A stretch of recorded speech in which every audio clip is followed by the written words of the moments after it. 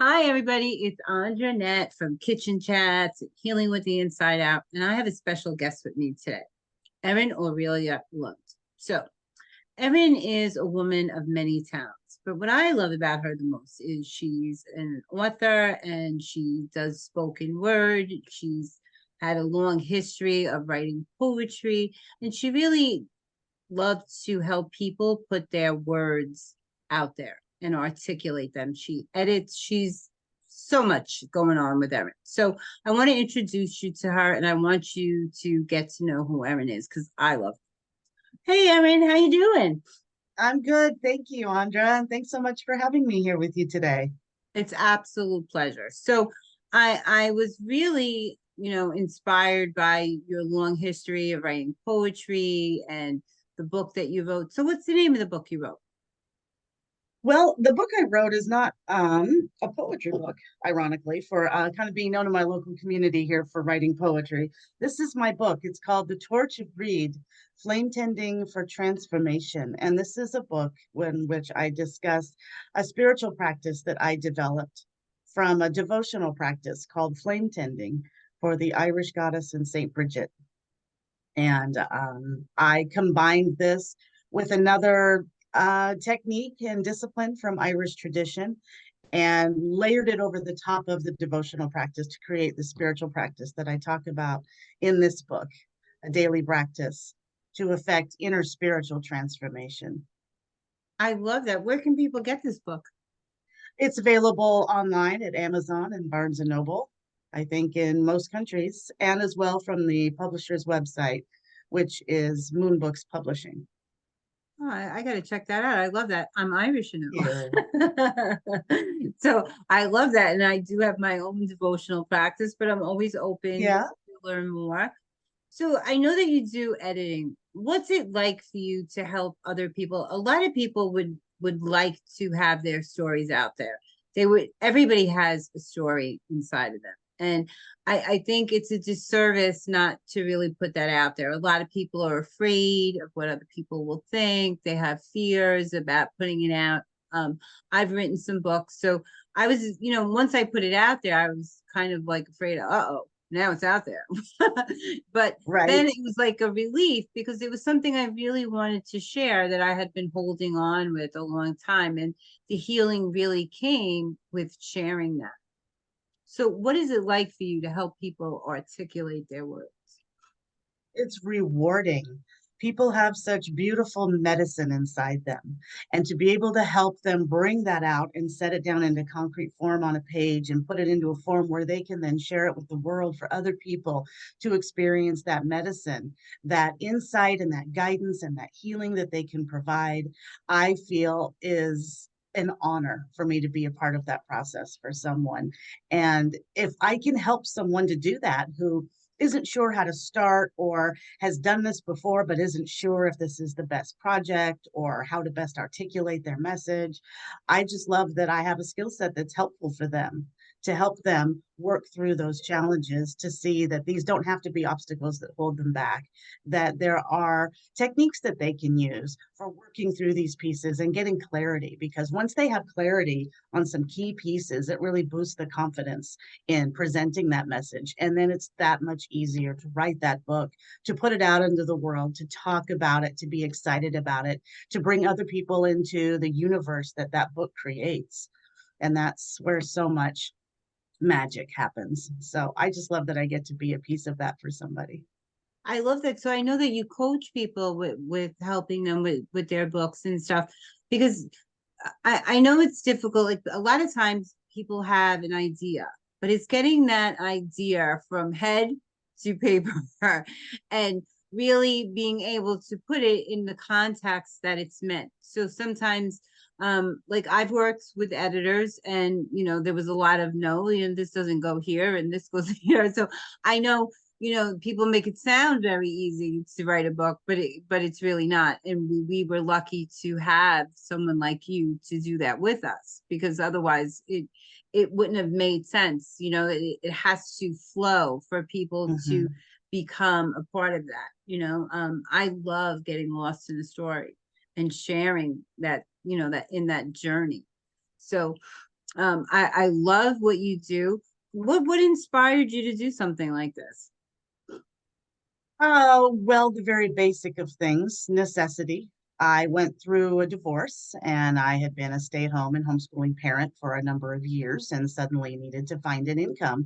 And I had actually gone into teaching preschool after studying Montessori education, but after becoming a single mom, I realized that would have been a great secondary income as intended, but not enough to make ends meet with my boys and me now. So I looked around at what else I might be able to do and thought about my strengths and my skills. And I'm a lifelong reader and writer.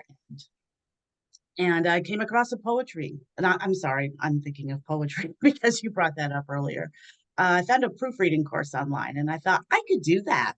I could really actually do that. So I took that course and then I took more courses on copy editing, line editing, developmental editing with a focus on nonfiction and transformational books, and learned about book coaching. And I'm now completing a certification program for nonfiction book coaches and created an editing business to edit and book coach for authors who want to write these kinds of books, who want to bring their stories and their expertise to the world to teach and inspire others. And I absolutely love doing the work. The more I got into it, the more I loved it as I progressed from proofreading, just kind of working on my own, to developmental editing, where I'm really giving feedback on the whole picture of a manuscript and really digging into what a writer's message is and how I can help them strengthen it and highlight it and organize it and bring a flow to bring a reader right into that space and guide them smoothly through.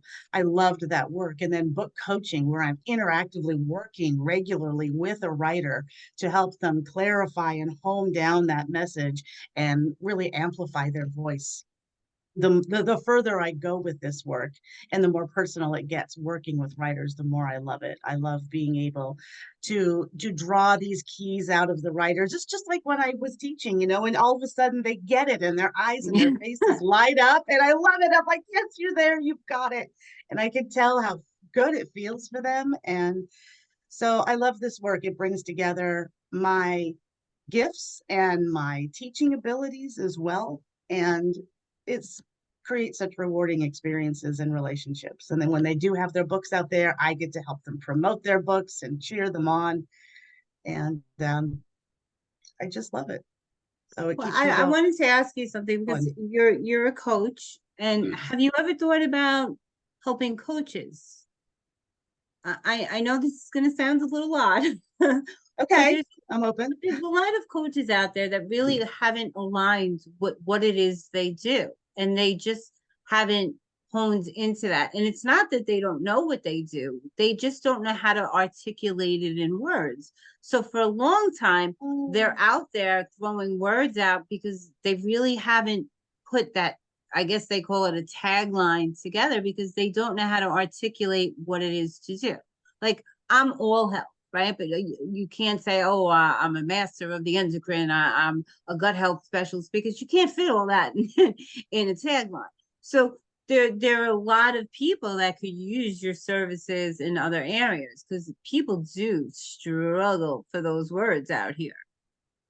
That's an interesting position. And I do work with coaches in terms of those who are writing books to share their messages. And so we do a lot of that work of clarifying and homing in on their message that they have to deliver. So I can see where it would be much the same kind of work and just helping them to sort that out in terms of their own marketing and public presentation. Yeah. It would save them years, years, because and a lot of them think that what they offer isn't good, or that they just don't know the marketing and stuff, and they really, it's one thing to have a craft, it's another thing to put that craft into words. There's Mhm. a whole sales way of doing things, and marketing is everything. So if you don't choose your words correctly, then you're never going to hit your market. You're never going to find your perfect people, because you're not speaking to what they're looking for. So I Right. think it would be big. I think that's a whole new avenue for you. And I think you'd be great at it. Thank you. I appreciate the suggestion. And I have been opening up spots in my schedule lately for 1 hour coaching sessions with me, which isn't something I've done a lot before. But I recently had opportunity to offer this to one of my editing clients. And we had such a great time together. I thought, I would love to do this for more writers who have questions and aren't looking for a whole package and, months of guidance and feedback and handholding, but just want an hour to sit down and hash through an idea or two or a question that they have concerns about. So if any coaches out there are listening right now and think that Andra's idea sounds interesting, I would be open to talking with you for a 1 hour coaching session to see if I can help you clarify your message in your world. I think it would be an amazing asset for them as much as you too, because not everybody can do what you're doing. It takes a special kind of person to. I remember, and the reason why I thought of it was because I was on a call with someone for something totally different. And I was explaining to her what I do, and she reworded it totally different. And I was like, "What did you just say?" I said, that sounded amazing, but it was nothing I had ever said. And I said, "Wow, that sounds really good. I'd buy that." And it was just talking to someone else, because sometimes we're so stuck in our business or in what we think we do that we don't know what we really do. I know that sounds a little crazy, a little odd, but when you do things every day and there's so much a part of who you are, it's really hard to put them into words what you do. I think that makes total sense. And that's exactly the dilemma that I see with writers that I experience myself when writing my book, and kind of what you had talked about earlier about getting what's in your head down on the page. And it's not just a matter of articulating it, it's also a matter of when you're living it every day, when it's all up in your head, you know what it is. And so the words that you use to talk about it may not actually be sufficient enough for someone else to understand in their head what you're talking about, because you already know what you mean. So you're not going to necessarily use all of the words needed to describe a clear picture or use the precise descriptive language that's needed to get that idea across. And that's what I learned, is that I know what I mean in my head, but I need to put it on the paper in a way that it makes sense in other people's heads, in my readers' heads. And so for coaches, that would be the same. It needs to make sense in their clients' heads, exactly what it is they're doing and they're offering, and the transformation that they're promising through doing this work.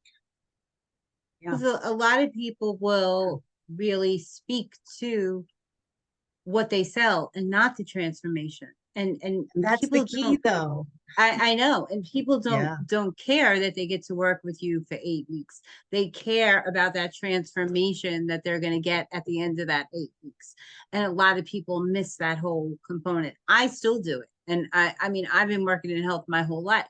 But if you ask me what I did, I'd be like, you know, because we do so much, so it's kind of crazy. I know. So I love what you do. And how can people get in touch with you to work with you, or get on your schedule? How do they do that? You can find me online at www.sunshineeditorialservices.com. And I have a contact page there where you can drop me a line if you're looking for editing or book coaching, or if you have a general question, feel free to send me a note through there. Okay. And I know you're also on Facebook as well. I am. I am. I have a Facebook page for Erin R. Lund, editor and book coach. And there's also a page on Instagram as well. Also the same name. Yes. Okay. All right, Um, guys. So go ahead. I'm sorry. oh, I was just thinking, I can't remember the precise handles at the moment, so I would probably have to type those up and send them to you, because I tend to forget what I put in the actual handles. I use my name because it's the easiest thing for me to Oh, remember. certainly. But I have like 3 pages, because I have one for my business and one for my book and then one for my poetry. And so, yeah, sometimes I I forget love what I put poetry. where. I I'm love so glad. poetry. I do too. It saves me. And I'm actually going to start reading some of your stuff, get into the mind of Erin Lund. Yes. Well, you can find it on Facebook and Instagram at Erin Aurelia Poetry. I love it. I'm definitely gonna look that up. So I'm Thank so you. grateful that you took the time to come in and speak with us today. If you could tell people one thing that you think would help them about writing their story and putting their story into words, what do you think would be the most significant? Well, what I start all of my writers off with is 5 key pieces to clarify. And so this is where I suggest everyone start. Clarify what your key message is. It's important to know exactly what it is you're saying to be able to distill it into one single, strong, powerful sentence, because then you'll have the confidence to speak that and elaborate on it through a whole book. Also know what your key reader is, your key audience, because your book can't be for everyone, just like your coaching business. It can't be for everyone because it can't functionally serve everyone. Who are you talking to? Who is the person who's experiencing the problem that your book or coaching service provides a solution to? Know who that person is so you can speak to their experiences, not just in language like what you think is going on with them, but what they're actually describing what's happening with themselves. Then you'll connect with them.